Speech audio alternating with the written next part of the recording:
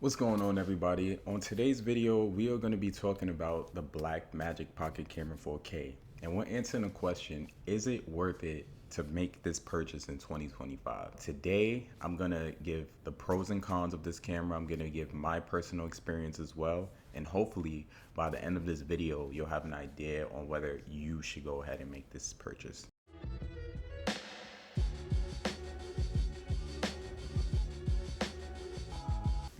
So the Blackmagic Pocket Camera 4K is loved because of the value that it provides, especially for the price point. Currently, it is priced at $995. Just last month or this month maybe, Blackmagic announced that they would be lowering the price to $995. And when I bought this camera 4 or 5 years ago, the camera was priced at $1,295 US. So it's increased by about $200 to $300 since then. So for this to be a cinema camera that can produce such high quality cinematic images, this is really what people love about Blackmagic. So some of the things about the Blackmagic Pocket Camera 4K. It shoots in 4K, so you can shoot in 4K. You can also shoot in Ultra HD. So with this camera, it has different codecs. It has Blackmagic RAW codec, and you can also shoot in ProRes. But people love this camera a lot because of the Blackmagic RAW codec. When this is paired with DaVinci Resolve, you can unlock some very great qualities of images and color grading tools to create some, very interesting images with their footage. So I think Blackmagic RAW codec is definitely a big highlight of this camera. The ability to, have accurate skin tones. The color science for this camera is very great. Even with just the raw footage, the images that you're able to get. On top of that, this camera has 13 stops of dynamic range, so it has the ability to capture different shadows and different bright spots in, an image or a video, and it adds to that cinematic vibe that you would be going for. I love that about this camera. Sometimes I'm shooting in low light settings and it just captures all types of things in the image, and it's just like, a great thing to just like rewatch. I really love that about this camera. Another good aspect about this, I mentioned DaVinci Resolve. So when you purchase this camera, it comes with DaVinci Resolve. So DaVinci Resolve is valued at about $300. But with this camera, you get it for free. So, I mean, if you're using Premiere Pro, you're probably paying anywhere from $25 for the subscription and up for the Creative Cloud. But with this camera, you are getting a $300 product for free, and you don't have to pay for anything after that. I've had this camera for about 4 or 5 years. I, haven't spent any money really on editing software because I have DaVinci Resolve for free. And then also, as I mentioned, when, pairing DaVinci Resolve with the Blackmagic RAW codec, it just unlocks so many great color grading aspects. I think people appreciate that, the way that you can manipulate the white balance, the ISO, and all of these different things without messing up the image quality. I think that with this camera, it shoots in 4K. Blackmagic does have the 6K camera. They have the 6K Pro, which is about, I think it's around $2,500. So in my opinion, I don't think going for the 4K is a bad idea. I think 4K is kind of like the TV standard right now. If you have a TV, if you're watching YouTube, YouTube is pretty much, HD, but you can watch 4K if you're watching it on TV.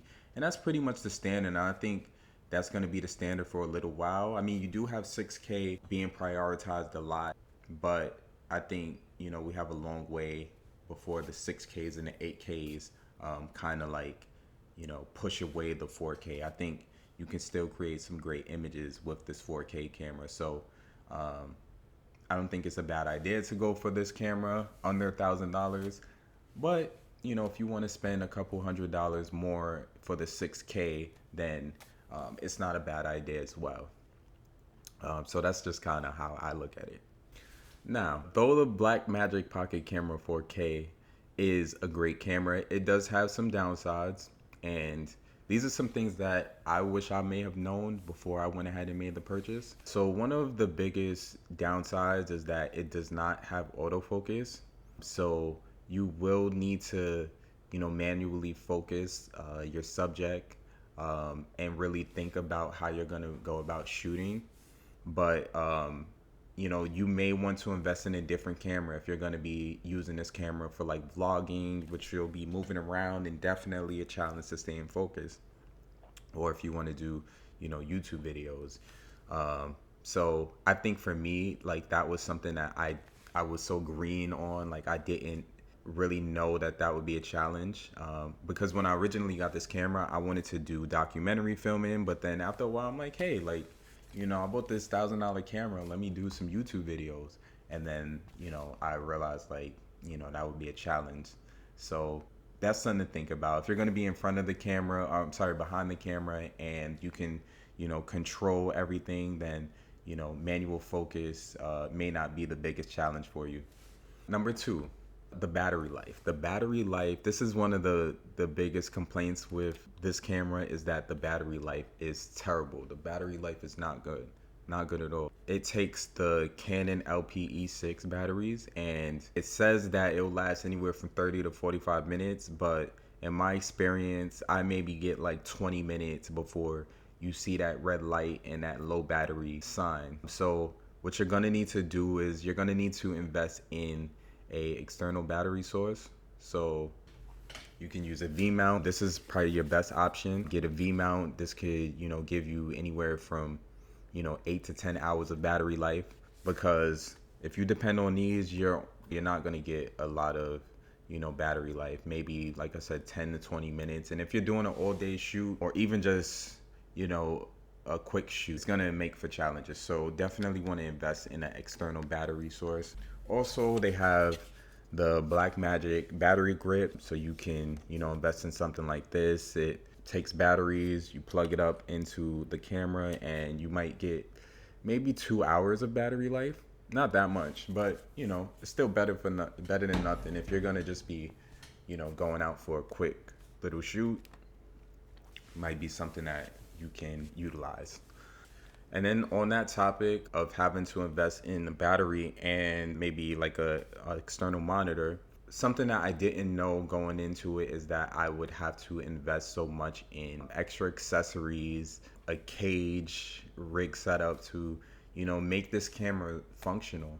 I was very green and, inexperienced when I first got this camera, and I'm still learning along the way. But you'll definitely need to, over time, invest some money into making this camera functional, because for simple things like the monitor, yes, it has a great 5-inch screen touch monitor that you can pretty easily navigate. But when you're shooting, in certain ways, shooting low, shooting high, moving around, because the camera doesn't have autofocus, you're gonna need to, see what's going on in front of your camera, see what it's capturing. So investing in different accessories like the monitor, investing in a rig to make sure you're getting smooth shots, investing in a rig so that you can attach your battery source is gonna be important. And this could increase the price. So you have an affordable camera, but you're gonna need to buy these accessories to make it, again, I keep using this word functional, but you're gonna need to invest in these things. So you're gonna need to invest in a battery grip, a battery grip or a V-mount, a cage. This is gonna increase the cost. I probably have spent anywhere from $1,000 to $2,000 on all these extra accessories to make this camera function the way I need it to for whatever project. So it's something that you're gonna need to keep in mind. Maybe I'll do a video on my rig setup to show you guys like what I do, and what I attach to my camera. But something to keep in mind, So yes, the price of the camera is under $1,000, but you may need to invest anywhere from $1,000 to $2,000 extra to be able to use the camera the way you want to use it. So another con, this the Blackmagic Pocket Camera 4K, it does not have built-in ND filters. So what that means is that if you're shooting in really bright conditions, the camera will be overexposed and it will make for challenging, circumstances. So what you'll need to do is invest in an ND filter so that your camera can retain the image quality that's being distorted by like too much light that's coming in. So this is going to be an extra cost that you're gonna maybe need to account for if you're shooting in like really light conditions.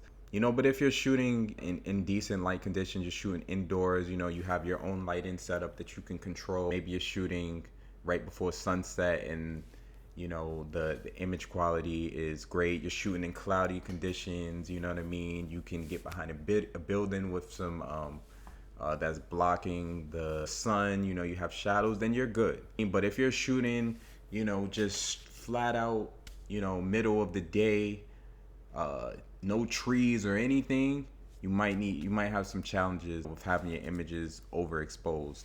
So an ND filter might come in handy. And then lastly, another challenge of this camera is that it doesn't have in-body stabilization. So you might experience some shaking, if you don't have like a gimbal to get smooth shots, if you're not using a tripod, or if you don't have a cage to get those smooth shots, and even with the cage, you can still get some shaking. So it's just something to keep in mind. I don't think it's a big con, but a lot of other cameras have stabilization built in to kind of go against some of those movements that you see in the shot to some degree. But it's just something to keep in mind. A lot of people mention that as a con. So in my opinion, I do believe that the Blackmagic Pocket Camera 4K is a good camera. I think depending on what you plan on shooting, that'll really determine if this is the camera for you. So if you are looking to get a camera to shoot vlogs, if you're looking to shoot YouTube content, and you want to shoot content on the fly, I probably wouldn't go for this camera. But if you want to shoot documentaries, you want to do some talking head interviews on people, you want to create short films, and you have like controlled settings that you can control from behind the camera, I think this is an amazing camera for that, especially for beginners. I've shot a couple films of myself with this camera, and I think that I was able to, get some pretty great quality. And for the price, I don't think it was a bad idea, and I don't see myself upgrading anytime soon. It might be a couple years before I upgrade to another camera. But for beginner filmmakers, I think this is a great value. And it just depends on, what you plan to create. If you want to pay a couple extra dollars, you might want to get the 6K. But again, I think industry standard right now is 4K. The value that you get with this camera, with DaVinci Resolve, the 4K, the Blackmagic Raw, pairing that with DaVinci Resolve and the color grading aspects, I think that you can't go wrong with this camera. And that's why I'm okay with, keeping this camera for now. And shout out to you for doing your research.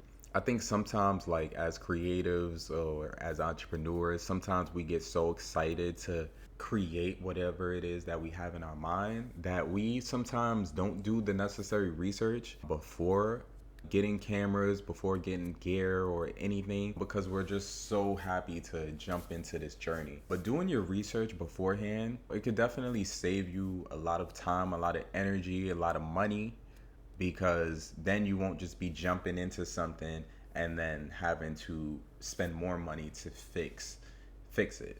Sometimes it's what you don't know that hurts you, essentially. So shout out to you. Again, thanks for watching. Subscribe, like, let me know what you think in the comments, and I'll see you guys on the next video.